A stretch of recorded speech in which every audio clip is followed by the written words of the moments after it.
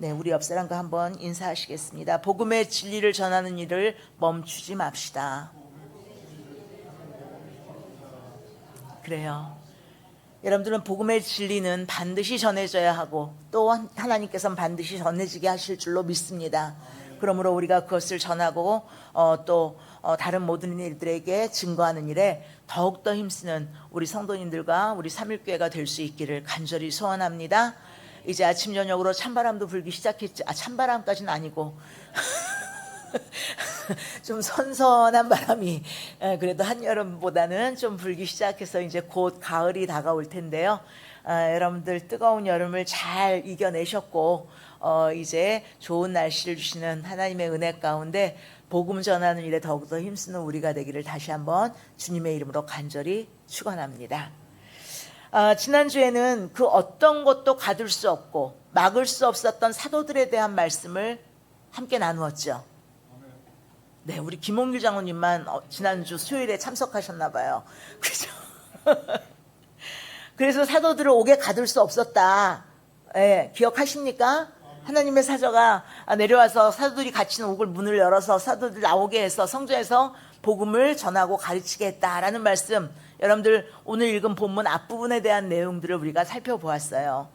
정말이지 사도들은 자신들을 위협하는 산헤드린 공회 앞에서도 성령 충만함으로 하나님께 순종해서 예수 그리스도의 복음을 담대히 증거했지요.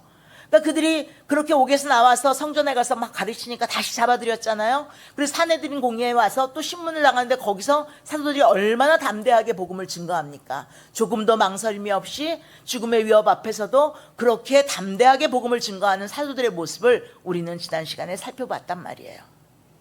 자, 그러자 오늘 본문에 보니 그러한 사도들의 말을 들은 산헤드린 공회원들이 크게 노해서 사도들을 없이하고자 했다 그랬어요.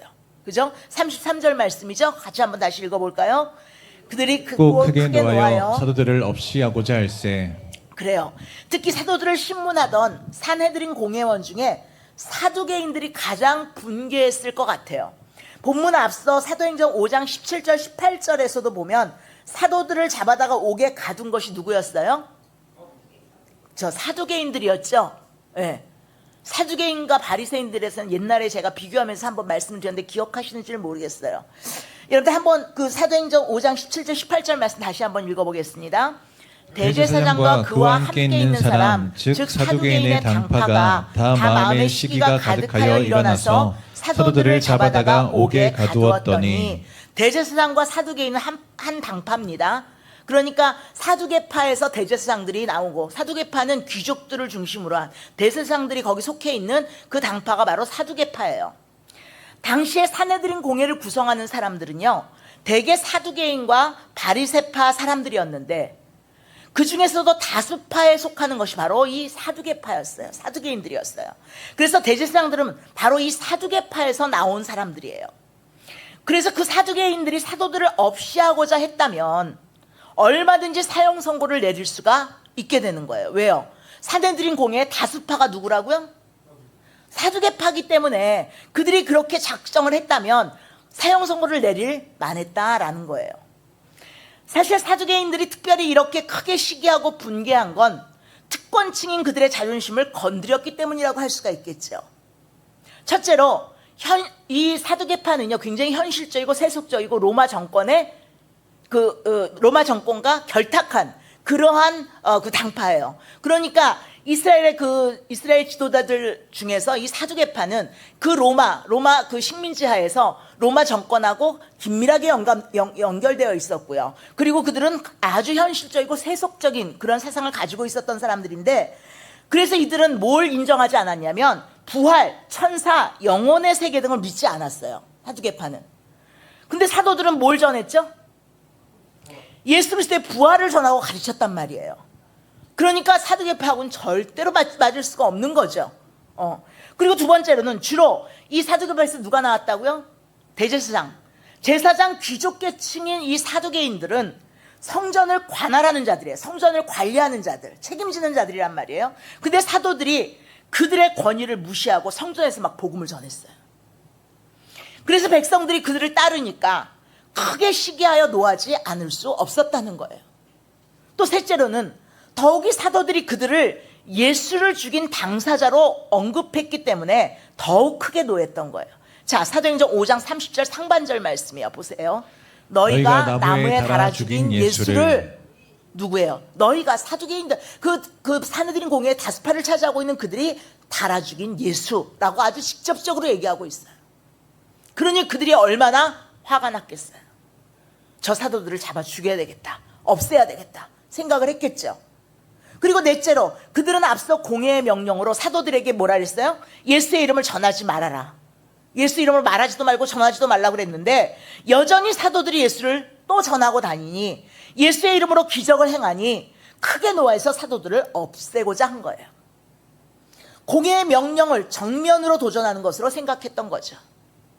그래서 사두개인들이 생각대로 한다면 사도들에게 사형 선고가 내려질 것이 뻔한 상황이었어요. 그들이 사도들을 없이하고자 했다고 했는데 이 없이한다는 말이 뭐예요?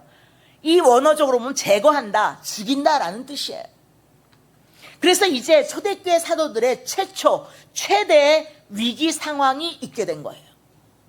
그런데 바로 이때 공회의 분위기를 바꿔놓은 사람이 바로 율법교사 가말리엘이었다는 사람이에요. 가말리엘이라는 사람이에요. 가가멜이 아니고 가말리엘이에요. 여러분들, 가말리엘은 사도들을 위기에서 구해내기 위해서 하나님이 예비하신 인물이라고 할 수 있는데요. 하나님은 어디에서나 하나님의 일꾼들을 돕는 사람을 준비해 두시는 줄로 믿습니다. 그래서 비록 그가 바리새인이고 율법주의자였지만 그는 사도들에 대해서 아주 신중한 태도를 보이면서 사도들을 없이하고자 하는 공회의 분위기를 누그러뜨렸어요. 그리고 결국 사도들을 그냥 채찍질하고 경고하고 놓아주게 만들었던 거예요. 자, 그렇다면 가말리엘이라는 사람은 과연 어떤 사람이었을까요? 오늘 본문 34절 상반절에서는 가말리엘을 뭐라고 소개하고 있죠? 읽어보겠습니다. 바리새인 가말리엘은 율법 교사로 모든 백성에게 존경을 받는 자라. 자, 여기서 율법 교사란 율법을 해석하고 가르치는 사람을 말합니다. 특히 유대 역사에서 보면 가말리엘은 바리새인 중에서도 힐렐파라고, 바리새인파가 두 파로 나눠지는데 그 산마이파하고 힐렐파로 나눠지거든요. 힐렐파의 친의 라반 중에 한 명이라고 되어 있어요. 유대 역사에 보면 보통 우리가 아는 랍비라는 말 아시죠? 네, 랍비라는 말은 나의 선생이라는 뜻이고요. 라반이라는 말은 우리의 선생이라는 뜻이에요. 그러니까 라반이라는 친구는 랍비 중에서도 더 크게 존경받는 인물에게 붙이는 명칭이었어요. 마리아가 부활하신 주님을 보고 뭐라 했죠? 뭐라고 불렀죠? 부활하신 주님을 보고? 네? 라보니. 네. 라보니 생각나세요? 생각 안 나나 보다. 아니, 우리 찬양에서 라보니 나오잖아요. 네. 라보니라고 불렀는데 이 말이 바로 라반이라는 말이에요. 우리의 선생님. 그런데 가말리엘의 부친이 바로 라반 시므온이었고요. 조부는 라반 힐렐이라는 사람이었어요. 그래서 이 힐렐은 샴마이와 함께 바리새파 2대 학파를 이루었던 인물인데 샴마이는 보다 엄격한 보수파였고요. 힐렐은 좀 온건파였어요. 뭐 이건 여러분들이 기억 안 하셔도 되고, 특히 이 가말리엘은 어디서 들어본 이름 같지 않으세요? 그렇죠. 우리가 잘 알다시피 바울의 스승으로 유명하죠. 가말리엘의 문화에서 바울이 율법을 공부했다고 여러분들 기억하시죠? 그 가말리엘의 학파, 가말리엘의 가문에서 그 율법을 공부했다는 건 굉장히 대단한 학파에서 그가 공부를 했다는 얘기예요. 오늘 본문에 보면 그러한 가말리엘은 백성에게 그런데 존경을 받는 자다 그랬어요. 아까도 얘기했지만 바리새파는 그 로마 정권에 결탁을 해서 세속적이고 현실적인 굉장히 그런 세속주의적인 그러한 파라고 한다면 이 바리새파는 분리된 자라는 뜻인데 율법을 굉장히 중요시하고 전통을 중요시하고 그리고 민족주의자였어요. 그러니까 백성들이 바리새파를 따랐겠어요? 사두개파를 따랐겠어요? 바리새인들을 더 따랐어요. 특히 가말리엘은 그래서 그 백성들에게 굉장히 존경을 받는 선생이었다는 거예요. 그래서 가말리엘은 공회에서 상당한 영향력이 있었던 사람이에요. 우리는 그것을 본문 34절 하반절에서도 알 수가 있어요. 읽어보겠습니다. 공회 중에 일어나 명하여 사도들을 잠깐 밖에 나가게 하고. 사실 공회의 의장은 누구냐 하면 사두개파인 대제사장이에요. 그런데 가말리엘의 발언에 모두 따르고 있죠. 지금 가말리엘이 일어나서 명예의 사도들을 밖에 잠깐 나가 있어라. 그러니까 사도를 내보낼 수 있었단 말이에요. 가말리엘의 말 한마디에. 그러니까 가말리엘의 영향력이 굉장히 지대했다는 것을 알 수가 있는 거예요. 특히 그는 백성에게 존경을 받는 자다 그랬어요. 그러니까 백성들이 그를 절대적으로 지지했단 말이에요. 그러니까 사두개파가 함부로 할 수가 없었어요. 안 그러면은 백성들이 봉기를 일으킬 거니까 백성들의 존경을 받고 백성들의 지지를 받는 가말리엘을 함부로 할 수 없었단 말이죠. 그래서 사두개인들이 공회의 다수파로서 그들의 결의로 사도들에게 사형 선고를 내릴 수도 있었지만, 그러나 백성들이 반대하는 결의는 할 수가 없었다는 거예요. 그냥 가말리엘의 말에 따를 수밖에 없었던 거죠.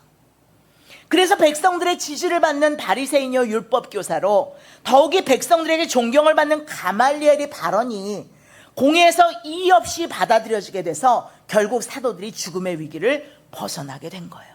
결국은 물론 가말리엘이 그렇게 대단한 사람이라 이렇게 사도들을 보호할 수 있었다는 게 아니라 그 이면에는 하나님께서 그때 영향력이 있는 가말리엘을 들어서 사용하셔서 사도들을 보호하신 거죠. 그런데 사실 우리가 알고 있는 바리새인은 성경에서 주로 어떤 사람들로 우리가 기억합니까? 외식주의자들. 율법의 형식에 매인 외식주의자들로 예수님께 책망을 듣고 저주를 들은 사람으로 우리는 기억하죠. 맞아요. 그런데 성경을 자세히 보면 바리새인에 대해서 어느 정도 긍정적으로 보이는 평가도 나와요.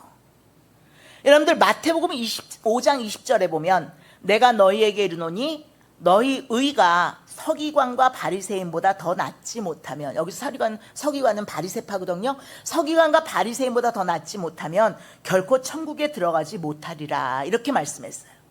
그러니까 결국 이 말씀을 우리가 자세히 보면 그래도 그들의 의와 경건을 위한 노력은 남달랐다는 것을 알 수가 있는 거예요. 또 마태복음 23장 3절 말씀에도 보면 이런 말씀이 나옵니다. 같이 읽어보겠습니다.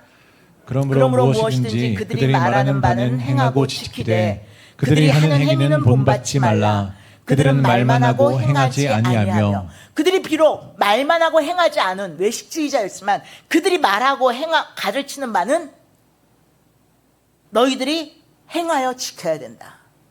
즉 그들이 말하고 가르치는 율법적인 가르침 자체는 잘못된 것이 아니기 때문에 그 가르침을 따라 행해야 한다는 말씀이에요. 그리고 한 가지 우리가 가지고 있는 편견은 예수님과 그리스도인들에게 바리새파 모두가 다 무조건 적대적이었다라는 생각이에요. 단순히 그렇게 생각할 것이 아니란 말이에요. 예수님 당시에 개종했던 니고데모, 공회원 니고데모 기억하십니까? 이 니고데모도 바리새인이었어요. 요한복음 3장 1절 말씀 읽어보시겠습니다. 그런데 바리새인 중에 니고데모라 하는 사람이 있으니 유대인의 지도자라. 그리고 사도행전 시대에도 보면 바리새파는요 사두개파보다도 그리스도 교회에 훨씬 더 호의적이었어요. 그래서 사도 바울이 공회 앞에서 나는 부활을 믿는다라고 했을 때 부활을 믿던 바리새파는 수긍했고요. 바리새파는 부활을 믿었거든요. 부활을 믿지 않는 사두개파는 적개심을 표시했던 것을 볼 수가 있어요. 같이 한번 볼까요? 사도행전 23장 6절부터 9절 말씀이에요. 읽어보겠습니다. 바울이 그중 일부는 사두개인이요 다른 일부는 바리새인인 줄 알고 공회에서 외쳐 이르되 여러분 형제들아 나는 바리새인이요 또 바리새인의 아들이라 죽은 자의 소망 곧 부활로 말미암아 내가 신문을 받노라. 이 말을 한즉 바리새인과 사두개인 사이에 다툼이 생겨 무리가 나누어지니 이는 사두개인은 부활도 없고 천사도 없고 영도 없다 하고 바리새인은 다 있다 함이라. 크게 떠들세 바리새인 편에서 몇 서기관이 일어나 다투어 이르되 우리가 이 사람을 보니 악한 것이 없도다. 혹 영이나 혹 천사가 그에게 말하였으면 어찌하겠느냐 하여. 여기서도 지금 바울을 두둔하고 있는 걸 볼 수가 있죠. 그래서 특히 초대교회 때 유대교에서 개종한 성도들, 유대교에서 개종한 성도들 가운데 상당수는 바리새파에 속한 유대인들이었다. 바울도 마찬가지로 바리새파였다가 그도 개종한 거 아닙니까? 그래서 그 이후에도 유대교에서 개종한 성도들 가운데 상당수가 바리새파에 속한 유대인들이었어요. 이에 속설에 의하면 오늘 본문에 나오는 가말리엘 역시 확실한 건 아니지만 말년에 그리스도인으로 개종했다고 하기도 해요. 어찌되었든 오늘 본문에서 이 가말리엘은 살기 등등한 공회의 분위기를 일순간 바꿔놓았어요. 그가 공회 중에 일어나 신문 받던 사도들을 잠깐 밖으로 내보내지요. 그리고 공회원들에게 신중하게 판결하라는 말을 합니다. 자, 35절 말씀이에요. 읽어보겠습니다. 말하여 이스라엘 사람들아, 너희가 이 사람들에게 대하여 어떻게 하려는지 조심하라. 조심하라. 주의해라. 그러면서 가말리엘은 이전에 두 가지 사례들을 참작해야 된다라고 말하죠. 그래서 오늘 본문에 보면 두 가지 사례가 나오는데 드다의 사건하고 갈릴리의 유다의 사건이에요. 드다는 요세푸스의 기록에 의하면 사이비 교주로 마술사였다 이렇게 나와 있어요. 그는 어느 날 많은 사람들을 요단강가에 물러놓고요, 강이 갈라지게 하고 무리를 건너게 해주겠다고 허풍을 떨다가 이제 그 로마 총독 파두스가 보낸 기마병에게 처형을 당합니다. 여기도 보면은 이 400여 명이 이 뭡니까 드다를 따르다가 결국은 죽임을 당하고 다 흩어져 버렸다 그러죠. 근데 본문의 드다 사건이 바로 그 사건인지 다른 사건인지는 요세푸스의 기록에 나오는 사건인지는 잘 모르겠지만 확실하지는 않지만 어쨌든 우리는 그렇게 추정해 볼 수 있고요. 그리고 갈릴리 유다 역시 요세푸스의 기록에 남아 있는데 주후 6년에 시리아 지역의 총독 퀴리니어스가 와서 유대 지역에 과세를 하기 위해서 호적 등록을 시켰어요. 세금을 물리려고. 그러자 이때 유다가 일어나서 하나님의 백성은 오직 여호와께만 제물을 바칠 것이지 이방 통치자에게 바칠 수 없다고 해서 반란을 일으켜요. 그래서 유다는 곧 처형되었고 그를 따르던 무리들도 흩어졌어요. 그래서 그 이후로 나타난 게 그 유다를 이어서 열심당이 등장하는 계기가 되었지만 이들의 세력도 별로 그렇게 크지는 못했어요. 그러니까 가말리엘이 이 두 사건을 왜 얘기했을까요? 드다도 그렇고 갈릴리 유다도 그렇고 사람들이 따르긴 했지만 결국은 망하고 흩어졌다는 얘기를 하고 있는 거예요. 가말리엘이 그러한 드다와 갈릴리의 유다를 말하면서 그들을 따르던 사람들이 결국 다 흩어졌음을 말하고 결론적으로 38절 39절에서 이렇게 말을 한 거예요. 읽어보시겠습니다. 이제 내가 너희에게 말하노니 이 사람들을 상관하지 말고 버려두라. 이 사상과 이 소행이 사람으로부터 났으면 무너질 것이요 만일 하나님께로부터 났으면 너희가 그들을 무너뜨릴 수 없겠고 도리어 하나님을 대적하는 자가 될까 하노라 하니. 하나님께로서 났으면 살 것이고 사람에게서 났으면 무너질 것이다. 여러분, 이것이 바로 힐렐파에 속한 바리새인들의 중요한 사상이었어요. 이에 그러한 바리새인이었던 이세기 랍비 요한도 이렇게 말하기도 했죠. 하나님은 모든 것 위에 계신다. 하나님은 그의 목적을 이루시기 위해 사람의 도움이 필요 없다. 모든 사람의 의무는 하나님께 순종하고 문제를 하나님께 맡기는 것이다. 그러면서 하늘의 이름으로 모인 무리마다 결국은 세워질 것이요 하늘의 이름이 아닌 것으로 모인 무리마다 결국은 무너질 것이다. 이게 바로 힐렐파의 사상이에요. 결국 가말리엘은 그러한 바리새파 사상에 충실하게 말한 거예요. 그런데 자기 바리새파 사상에 충실하게 말했지만 그것이 결국은 진리를 수호하게 된 거예요. 그래서 그리스도인들을 상관하지 말고 내버려 두라고, 하나님으로부터 났으면 무너지지 않을 것이고 사람으로부터 났으면 무너질 것이라고 말했던 것인데 이게 힐렐파의 사상일 뿐만 아니라 이것이 진리인 줄로 믿습니다. 어찌되었든 가말리엘은 아주 훌륭한 말을 한 거예요. 만일 기독교가 하나님이 내신 진리라면 사람이 제 아무리 막는다 해도 결코 막지 못할 것이라는 거예요.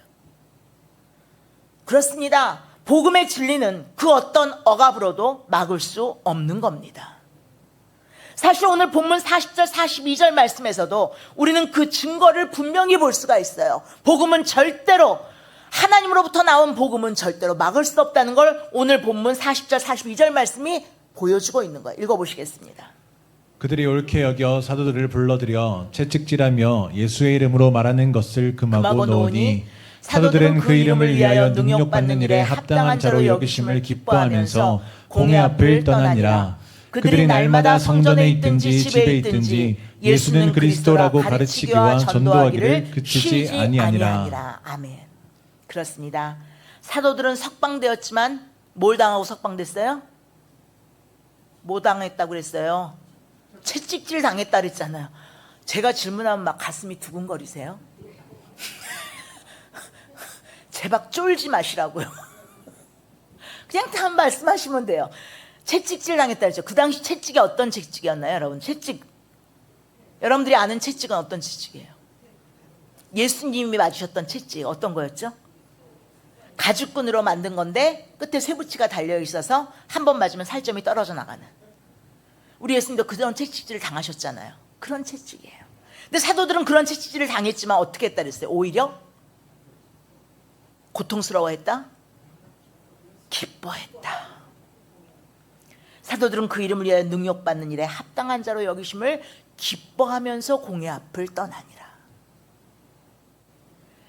이 구절을 공동번역과 현대인의 성경은 각각 이렇게 번역해요. 사도들은 예수의 이름으로 말미암아 모욕을 당하게 된 것을 특권으로 생각하고 기뻐하면서 의회를 물러나왔다. 또 현대인의 성경은 사도들은 예수님을 위해 모욕당할 만큼 가치 있는 자로 여김을 받게 된 걸 기뻐하며 의회에서 나왔다. 사도들은요, 자신들이 예수의 이름으로 말미암아 예수님을 위해 박해를 당하는 것이 특권이라고 가치 있는 일이라고 생각했던 거예요. 내가 감히 하나님의 아들이신 예수님의 이름으로 말미암아 박해를 받는 특권을 받았다니. 내가 감히 예수님을 위해 모욕당할 만큼 가치 있는 자로 여김을 받다니. 이 얼마나 영광스러운 일인가. 이에 사도 바울도 40대 한대 감한매를 5차례나 맞았다 그랬는데 완전히 짐승 취급을 당한 거예요. 근데 사도 바울도 고린도후서 11장 23절부터 30절에서 자신이 당한 그 고난을 오히려 자랑하고 있어요. 같이 한번 읽어보겠습니다.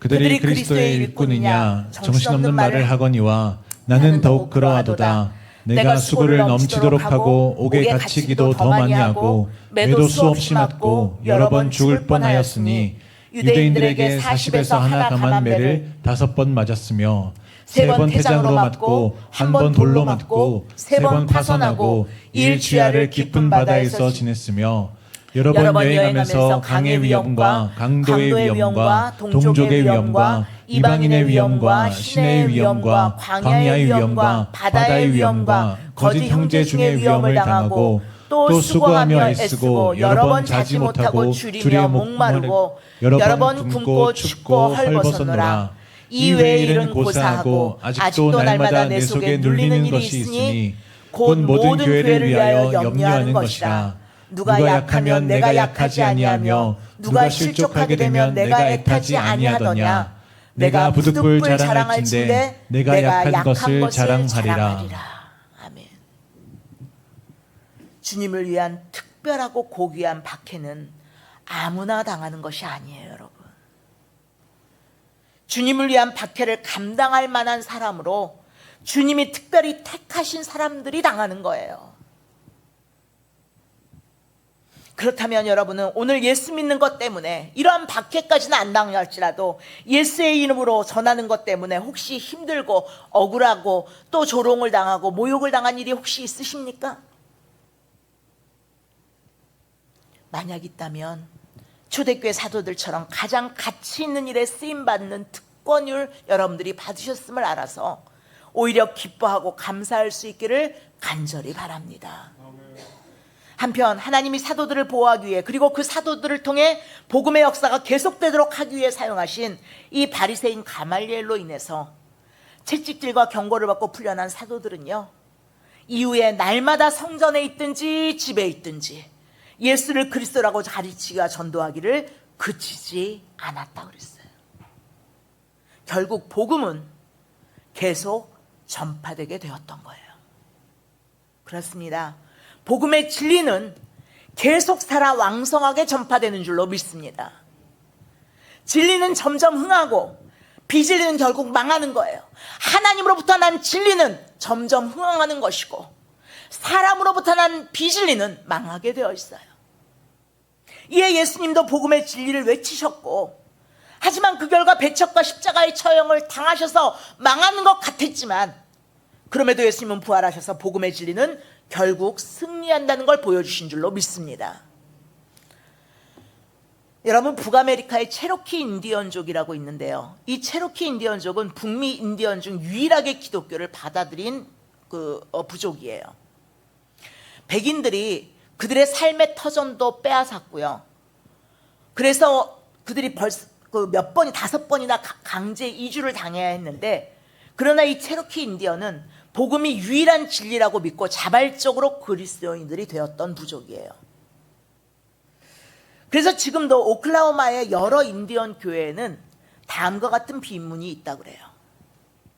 우리는 모든 것을 빼앗기고 5번이나 터전을 옮겼다. 우리의 재산은 하나도 남지 않았고 사랑하는 가족을 잃기도 했다. 백인들은 계속해서 우리를 척박한 땅으로 몰아냈다. 그럼에도 그들이 전해준 복음은 잊을 수 없는, 버릴 수 없는 진리임이 분명하다. 이 복음이 우리가 받는 고난보다 더 크기 때문에 우리는 모든 것을 용서한다. 이렇듯 복음의 진리를 따르는 길에 아무리 고난이 있을지라도 그에 대한 믿음을 지키면 결국은 승리하는 줄로 믿습니다. 지금까지의 기독교 역사도 한번 생각해 보세요. 과거 기독교 2000년 역사가 어땠습니까, 여러분? 유대인들의 박해, 초대교회 때 유대인들의 박해뿐만 아니라 로마 황제들의 박해, 공산당의 박해 속에서도 교회는 견디어 왔어요.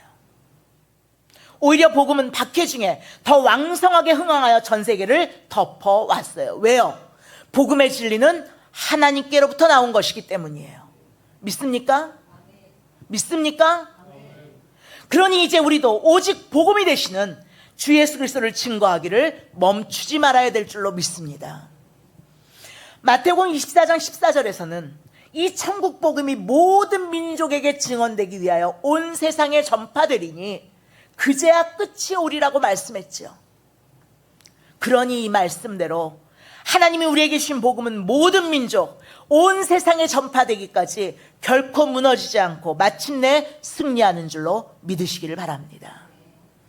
부디 그 옛날 하나님께서 바리새인 가말리엘을 통해 복음을 전하는 사도들을 보호하셨듯이 지금도 그리고 앞으로도 하나님께서 그 누구를 통해서라도 복음을 전하는 우리를 보호하실 것을 믿으시기를 바랍니다. 그리고 더 담대하고 힘있게 복음을 증거하는 우리 모두가 되기를 예수님의 이름으로 간절히 축원합니다. 기도하시겠습니다.